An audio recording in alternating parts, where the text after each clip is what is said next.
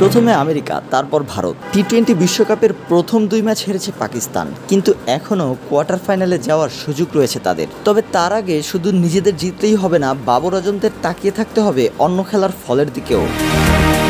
ভারত নিজেদের প্রথম 2 ম্যাচ জিতেছে, 4 পয়েন্ট নিয়ে শীর্ষে রয়েছে তারা। আমেরিকাও তাদের প্রথম 2 ম্যাচ জিতেছে, তাদের পয়েন্টও 4। তবে নেট রান রেটে এগিয়ে রয়েছে ভারত।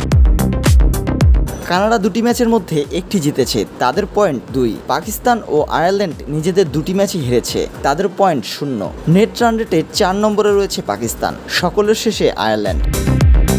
পাকিস্তানের বাকি 2 ম্যাচ কানাডা ও আয়ারল্যান্ডের বিরুদ্ধে। বাবরদের আগে সেই 2টি ম্যাচ ভালোভাবে জিততে হবে, তাহলে তাদের পয়েন্ট হবে 4, নেট রান রেটও বাড়বে। তারপর তাদের তাকিয়ে থাকতে হবে আমেরিকার দিকে।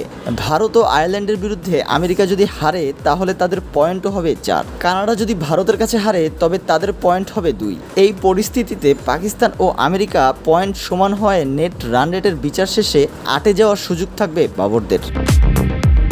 Ilias Ali, news desk, BD press box.